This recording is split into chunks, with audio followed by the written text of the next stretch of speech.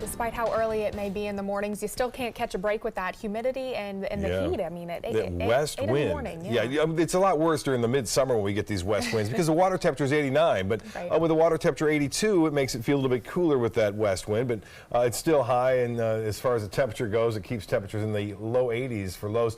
80 degrees again this morning. Here's what's going on as far as the photos go. Casey Key, another great shot from Fred Seeger. Sending them on in. A lot of folks sending them on in. This one from the South Jetty. Couldn't get to all of them, but that one, appreciate that, Suzanne.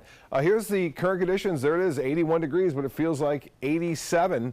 Feels like 87. That's the heat index, and the barometer is 2994. That's not all that high right now. We have a little weak area of low pressure trying to move on in. West winds are at 10. That west wind continues to be a factor for us, and that this kind of situation set up, especially in summer. We see coastal showers during the overnight, even into the morning hours, and then the inland focus later on in the day. This is going to be a little bit different tomorrow, though. We'll see periodic showers at any time during the day, it looks like, as a result of this little weak disturbance moving across the northern Gulf of Mexico. And with that in place, it's really bumped the high pressure down to our south. The Titan radar picture not showing a whole lot going on. We see a few brief showers popping up now and again, and that's what we're going to see again tomorrow, and looks like throughout the early afternoon hours. There's one right along I-75, just a little one, but don't be surprised to hear some possibility of some moderate to heavy rainfall during the overnight hours in your neighborhood, but not all of them.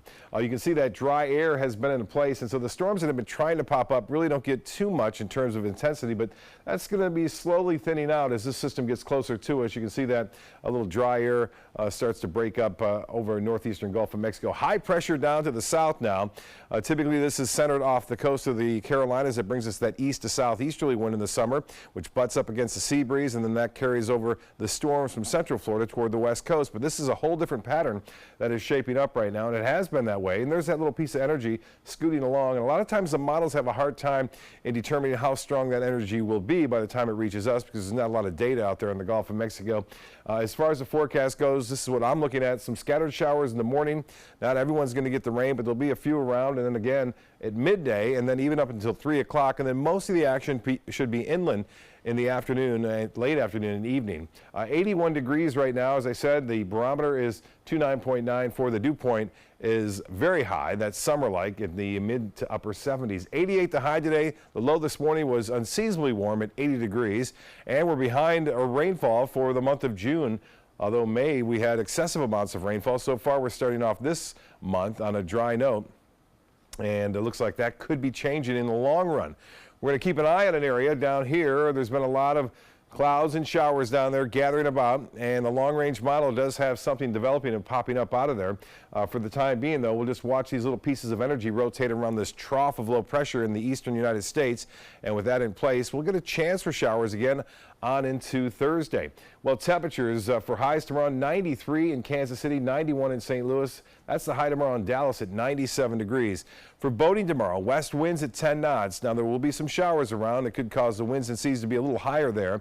A light chop, though, in the bays and inland waters. The water temperature, there's at 82 degrees during the mid part of summer. That's around 90. So it's a little bit milder near the beaches. We'll see highs there into the mid 80s for highs. Here's the 7-day forecast, and a good chance for at least scattered showers, and some of those showers could contain some heavy rainfall as the atmosphere is starting to moisten up a bit.